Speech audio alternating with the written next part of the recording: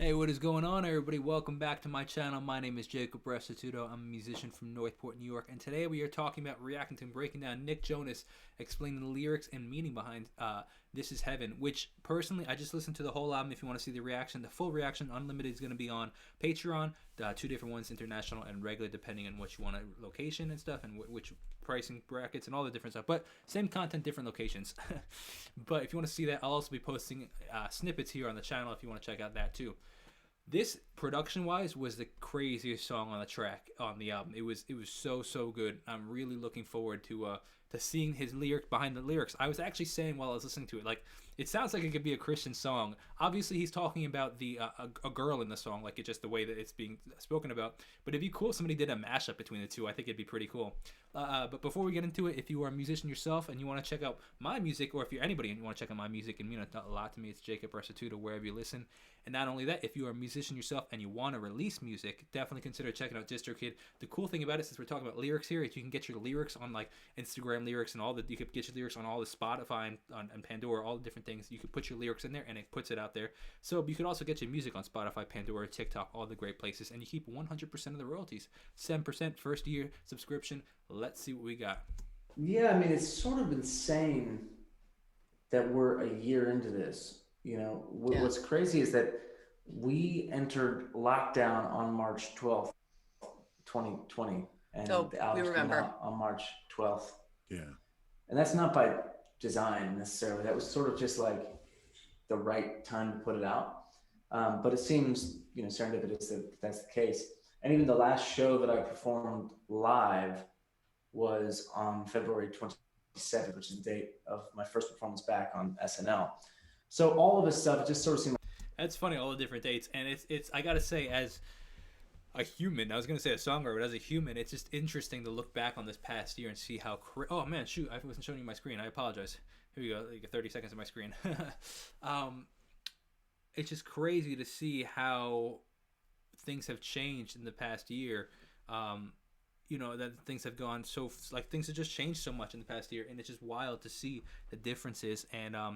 And it just, I distinctly remember when I think New York shut down maybe a little early, a little later. I think it was March 16th was when we shut down, or something like March 15th or something like that. I think it was a Tuesday or Wednesday.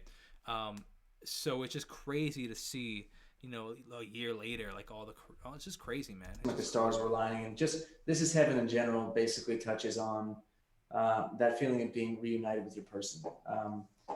For context, Pre went to shoot in Germany for a couple months while I was in LA working on the album, and also just I was in LA working on other things, and so that distance really settled in, and then when we finally were kind of back together after this time apart, I went back in and wrote this song with Greg, Kirsten Mozella, who I wrote the whole album with, and it was just meant to encapsulate kind of that euphoric feeling of being with your person.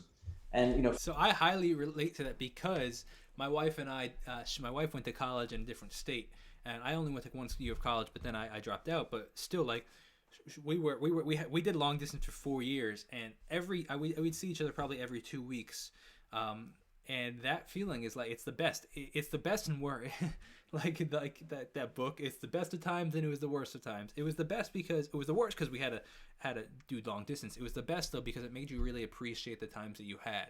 And it's funny, man, because we looking back, it's so easy to forget the desires we had. We were like, oh, I just wish we could be with each other all the time and get married and all this stuff. And now, almost 2.5 years married, it's like we forget those desires. And, like, if we were continue to remember what we used to want, like, it helps you be grateful for what you have now, because we have a lot of the things that we wanted now. So you know what I mean? It's just, perspective is everything. for me, it's obviously a romantic thing, but I think for anybody that listens to this song or is in kind of this moment we've all been in, it's really about that feeling of when we're going to do that first normal thing again, or when we're going to see the friends and family we haven't seen in almost a year or beyond. And it just is supposed to give you that feeling of truly throwing your hands up in the air and saying, oh, finally, and that's kind of the energy I wanted this It's chapter of the album to. really interesting to, like, to do all that stuff, and It's very interesting. I also want to say I like his shirt, man. That spaceman shirt with the denim cut is sick, though. Feel like, but this song, you know, it's got the '80s feels. A big influence for me on this album was Peter Gabriel and Steve Winwood and weirdly, you know, things like Drake and The Weeknd as well. So it's kind of got all these different '80s influences and inspirations, but this definitely has that Steve Winwood, Michael Bolton kind of feel with the sound. I gotta check. I love this production and stuff, and it reminds me of the band, the 1975. So I would love to see those other artists that I gotta definitely check out. Sure, it's a good time. How many songs on this project do you think will end up being about art? Because I feel like you're still in that honeymoon phase. It's got to be hard as an artist to go in when you're so in love with somebody and not end up just continually writing about them. I just remember being there so very long ago. And I feel like if I was an artist, I feel like it would be hard to write about anything else because you're just so like just enthralled with that feeling, like you're saying. Well, yeah, I mean, I feel like I could try to write something else. The songs are just not as good. So. Right. So I want to comment on that before we end, and it's funny because I think that as artists we write about what we're going through in the moment, and it's just impressive, you know, in the sense of like that. It's impressive when artists can write about a bunch of things outside of their current moment, but also I think it's cool when artists like just hone in. It's like, you know what, screw it, I'm gonna write about what I want to write about and just write about it. And then hey, if you want to move on to a new subject, a new sentence, or anything like that, you move on. But I just think that that's really cool. Hope you guys enjoyed that. As always, you can leave a comment, text me, 2 different numbers. Oh, you know the gist. And if you want to join DistroKid like I use DistroKid, definitely consider signing up. Save 7% on your first year. Have a great Restituto day. God bless and peace out.